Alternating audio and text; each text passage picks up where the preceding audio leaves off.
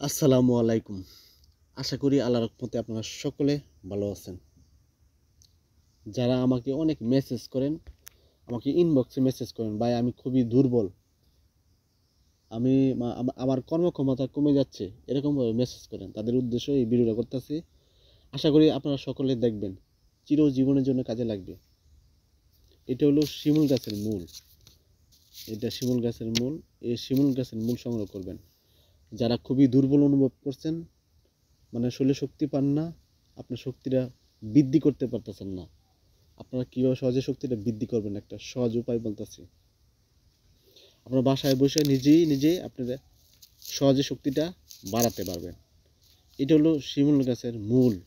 কেউ বলে শিমুল গাছের মূল, কেউ বলে তুলা গাছের মূল বা শিকড়, যেটাই বলেন না কেন, এই শিকড় বা মূল এর সংগ্রহ করবেন।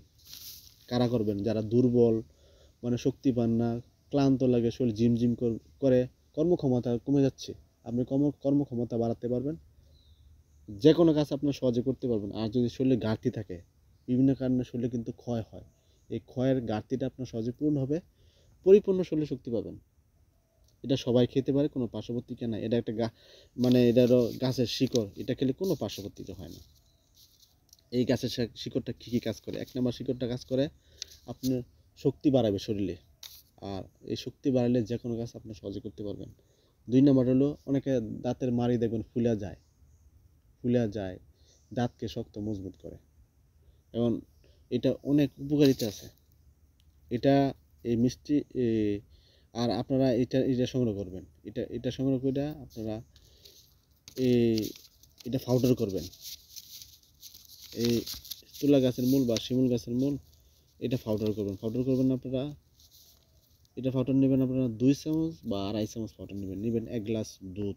1 গ্লাসের দুধের মধ্যে পাউডার যখন মিশাইয়া রাত্রেবেলা অথবা দিনের যে কোনো সময় আপনারা খাবেন। এরকম কতদিন খাবেন? আপনারা পরীক্ষামূলক 4 থেকে 5 দিন খেয়ে দেখবেন আল্লাহর রহমতে খুবই ভালো কাজ করব এবং দ্রুত শরীর শক্তিটা বাড়াবে। অনেকে আবার বলেন যে আমি তো দুধ পছন্দ করি না, তাহলে কীভাবে খাবো? আসলে দুধের সাথে খেলেই সবচেয়ে বেশি কাজ করে। যদি দুধ না পছন্দ করেন, তাহলে এটা শুকায় গুঁড়া করে পাউডার করে আপনারা খেতে পারেন, পানির সাথে মিশিয়ে খেতে পারেন, অথবা এটা কাঁচা, মানে কাঁচা শিকড়টা চিবাই খেতে পারেন। এভাবে আপনার খেলেও কাজ করব, ভালো কাজ করব।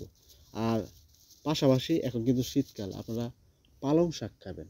পালং শাক খাবার তালিকা রাখবেন, এটাও খুব ভালো কাজ করে, আপনার শক্তিটা সহজে বাড়াবে।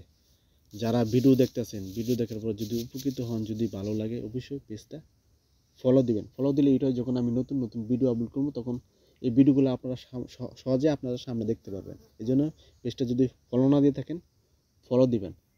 যারা ইউটিউবে দেখবেন তারা সাবস্ক্রাইব করবেন, আপনাদের সাবস্ক্রাইবার অনেক অনেক মূল্যবান। কোথাও যদি বুঝতে অসুবিধা হয় তাহলে কমেন্ট করবেন, কমেন্ট করলে ইনশাল্লাহ আপনাদের কমেন্টে উত্তর দেবো।